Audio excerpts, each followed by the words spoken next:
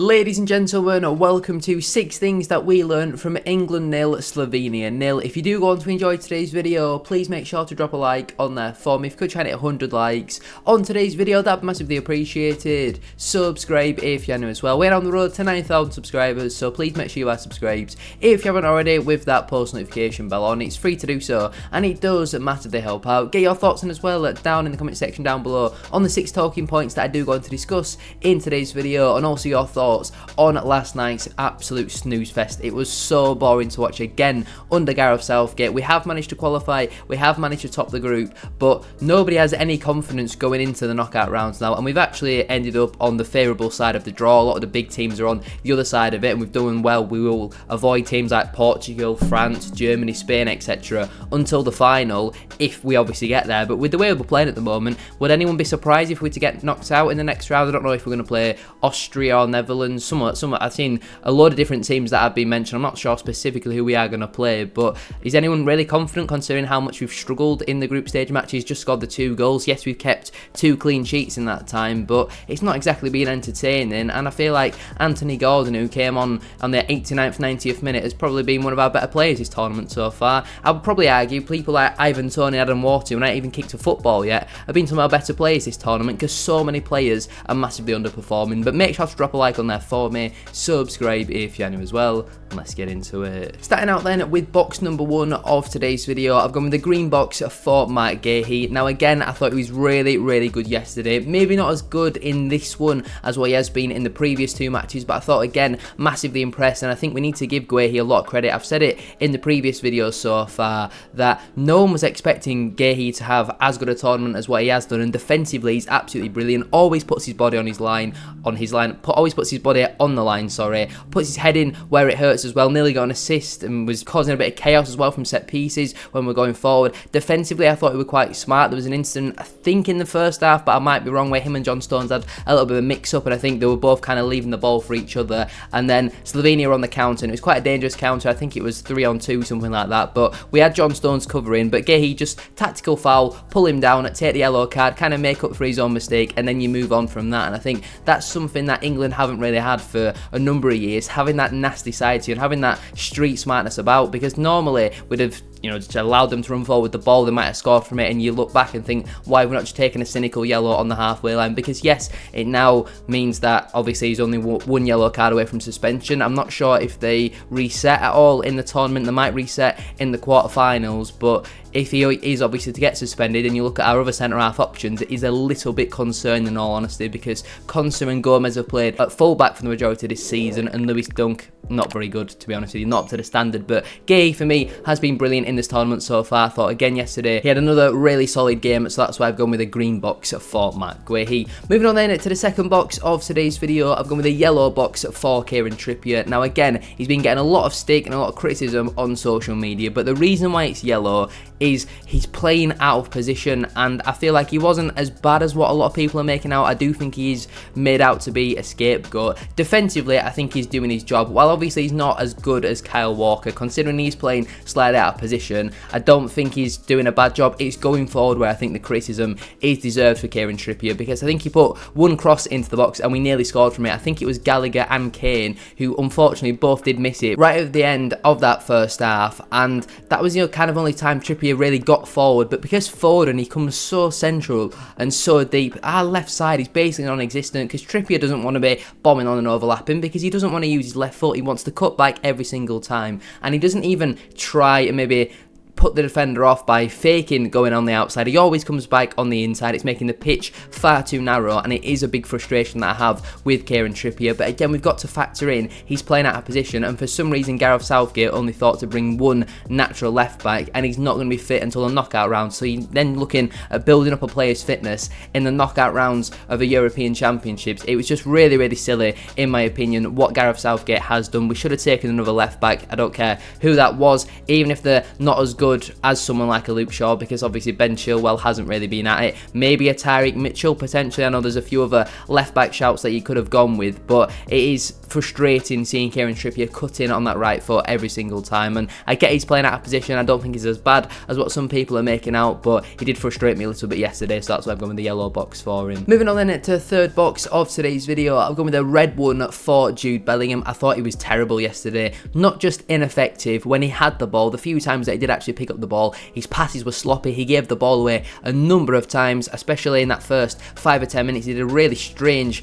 pass, which I'm not really too sure what he saw, but he just played it straight to the Slovenia striker, and thankfully it was only on the halfway line. But Bellingham just completely ineffective, and I think, to be honest with you, since he scored that goal in the first game against Serbia, he has on the whole been largely ineffective, and he hasn't really been at it. And we know the type of player Jude Bellingham is, but he's not currently showing that in an England shirt, and he's not the only one. People like Phil Foden, Harry Kane, Bukayo Saka, they're not showing the levels which they've shown at their club. And while Saka has been decent in a few of the games, by the second half, by the 60th minute, he's completely knackered, and I think we need to consider resting Bukayo Saka in the first knockout round. But again, we're going into the knockouts having topped our group, and I'd still think wouldn't complain if we made 5 or 6 changes for the next game, which tells you how poor we're being. And for somebody of Jude Bellingham's talent and quality, he is not showing that, and I'm not so sure how we get the best out of Jude Bellingham in this system, because he doesn't suit playing with a striker like Harry Kane, because Bellingham wants to go into the positions which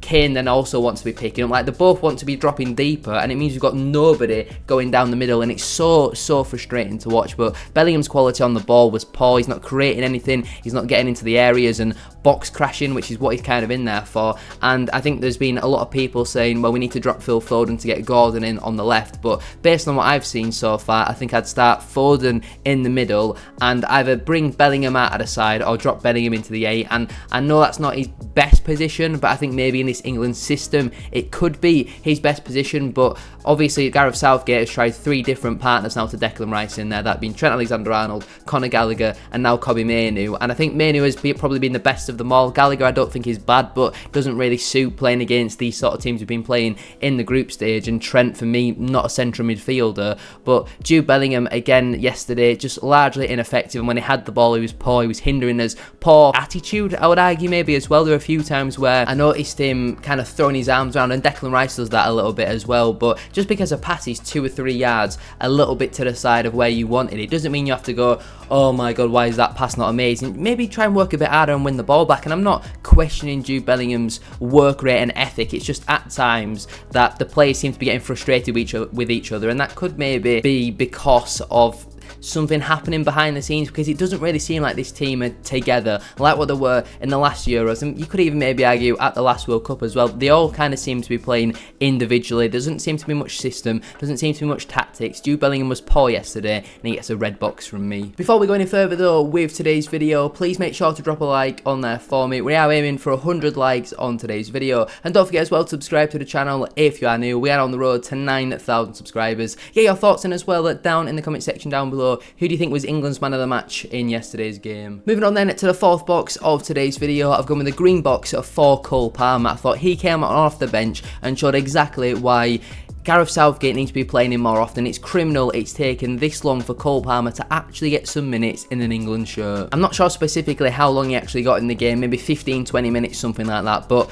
every time he was on the ball he was picking it up, facing up his man and playing forward. A number of really good forward passes into that final third, taking his man on as well. We've not seen any of that from Phil Foden on the other side. Saka's done it on a few occasions, but again, gets very tired very easily. That's certainly something that I have noticed, and I think for me personally, Cole Palmer has to start the next game. Yes, Saka did really well to get the technical assist for our goal against Serbia, and he has had another few bright moments, but Cole Palmer has proved in that 15-20 minute cameo why Gareth Southgate has to get him into that side. And while Palmer is a bit like Foden, he's not the quickest of wingers, he will take players on, he'll be direct with his play, he'll play forwards as well. There's a number of players who seem very scared to do that, and I think Cole Palmer is not going to be someone who allows Gareth Southgate to put the shackles on him. Southgate is going to play with freedom every single time. He's going to get balls in the box, he's going to get shots off. There were was some really nice link-up play between Mainu, Kane, and then the ball fell to Cole Palmer quite late on in the game, and you're thinking, is this the chance? And he kind of scuffed the shot a little bit. Obviously, one of Slovenia's best players is their goalkeeper,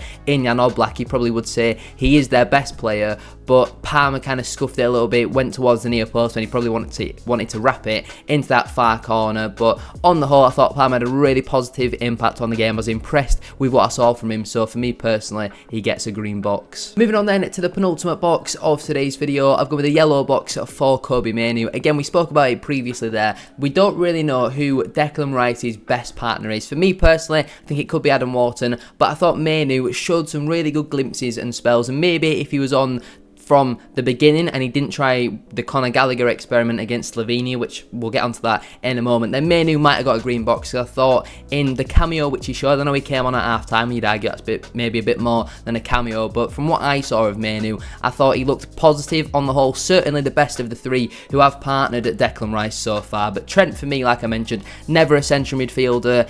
I don't mind the fact he experimented and tried it. Should he be doing that in the group stage matches of a European Championship? Probably not, because I don't think he has exactly impressed doing that and playing that position in the qualifying matches and friendlies and all that sort of stuff. Conor Gallagher, I think, is a decent player, scores goals, has a lot of energy in there, but I think he's much more needed in games like your Frances, your Portugals, your Germanys, where you're going to need to be a bit better out of possession rather than quality on the ball. When you're having 70-80% of the ball, you don't really need Conor Gallagher in that midfield trying to win it back, because he'll break up the play, commit a few fouls, and that's kind of what you're going to get with Conor Gallagher. Whereas Kobbie Mainoo, I thought, showed some real good quality on the ball. Like I mentioned, he was part of that link-up play between himself, Kane, and Cole Palmer to create that chance quite late on in the game. And I think going into the knockout round, again, I don't actually know who we're playing at the moment, but I think Kobbie Mainoo probably should start alongside Declan Rice. I'd like to see it be Adam Wharton to play as the 6, Declan Rice as the 8, and then Phil Foden as the 10. And for me personally, I make a big call and drop Jude Bellingham for the next round, because I think he needs to realise that if you are not performing, and this goes for a number of the other players as well, it's not just Jude Bellingham, if you're not performing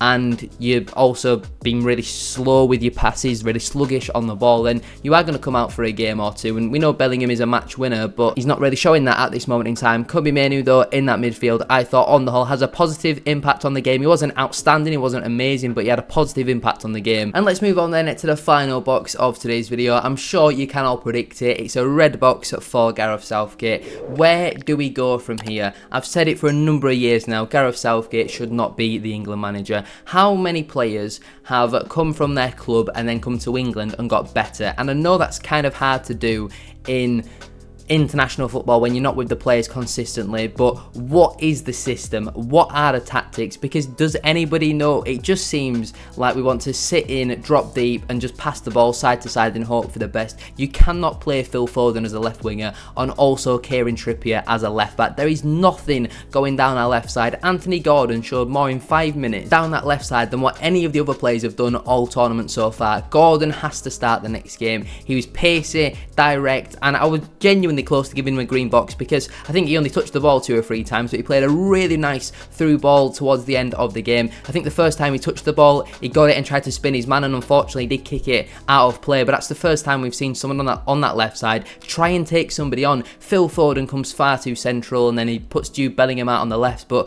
Jude Bellingham's never been a left winger, has he? It's just so baffling. I'm not sure what Southgate is trying. He's thrown Trent Alexander-Arnold under the bus, he's thrown Gallagher under the bus as well by subbing him off at half time. I didn't mind bringing Trent on at right back and putting Walker over to left back. I certainly wouldn't be against that in the first knockout round, but the front 4 in the next game cannot be Saka, Bellingham, Foden, Kane. It simply does not work. Genuinely, if Harry Kane is to be dropped for the next game, I don't mind that. We've mentioned it, I think, previously in the Euros, in the World Cup. Harry Kane he's kind of hindering this England side. He doesn't look fit to me, in my personal opinion. I think I'd rather Watkins or Tony start, in all honesty. I know it's a big call because we know about Harry Kane's finishing, but in terms of the overall system and how we're trying to play, Harry Kane does not suit that whatsoever, and I think he does look unfit. I think, again, you rest him, and it's not a case of you taking out Harry Kane, Bukayo Saka, Phil Foden, Jude Bellingham. Like, you're not taking them out just because they're playing poorly. You're bringing players in who deserve it more than these current players who aren't performing, and I know you could probably put it down to the system and the tactics, because we all know these are not bad players. Saka, Foden, Bellingham, Kane, they are for the large part, world-class players on their day. But in this England system, in these tactics that we're seeing, they're simply not working. I think that comes down to the manager. It comes down to Gareth Southgate, who's getting it completely wrong. What really frustrates me is these kind of scattergun approach to substitutions as well. Just a single substitution constantly at half-time, then maybe 70 minutes, 80 minutes, and the 90th minute. What is the point in just making a single sub? What impact did he expect Anthony Gordon to have on the game in 3 or 4 minutes or whatever he got? What impact was he going to have? In the cameo that he had, he actually did make a little bit of a positive impact, but what was the plan and thought process behind that substitution? Why is Ollie Watkins or Ivan Toney not getting an opportunity? You've brought these players, so give them a chance. Harry Kane has done nothing really in this tournament so far. Yes, he scored against Denmark, but let's be honest, it was a very, very lucky goal. There's a number of deflections which fell perfectly to him for that ball to fall perfectly in his path. And you look at both the goals that we've scored, that one was major deflection and it only really came from the Denmark left back switching off. And the first goal we scored, you probably would say that is a nice goal, but I wouldn't really say it was nice build-up play. It doesn't really come from any type of tactics. It was just really good play from Saka on the wing. He gets the ball in the box and it's a header from the big lad in the box. What he has done and the credit he has got in the bank for how he's managed to turn England from being a joke at international tournaments into being a little bit less of a joke and a bit more respectable. He is now going the other way. He's climbed to the top of the mountain and he's now slipping down it very fast. In fact, he's falling down that mountain, and I think he needs to move on from England manager as soon as possible, whether that's the FA's decision or whether Southgate resigns. Currently, it's not working, and I think this will be Southgate's last tournament as the England manager. I cannot see us winning this, and anything other than winning this, and it simply has to go for me. But anyway, I'm going to leave it there then for today's video. If you have enjoyed, please make sure to drop a like on there for me. If you could try and hit 100 likes. As I said at the start of today's video, that would be massively appreciated. Subscribe if you're new as well. We're on the road to 9,000 subscribers, so please make sure you are subscribed. If you haven't already, with that post notification bell on, it's free to do so, and it does massively help out. Get your thoughts on as well down in the comment section down below on the 6 talking points that I did go on to discuss in today's video. Thank you all very much for watching. Have a great rest of your day, and I'll see you very soon for another one. Peace.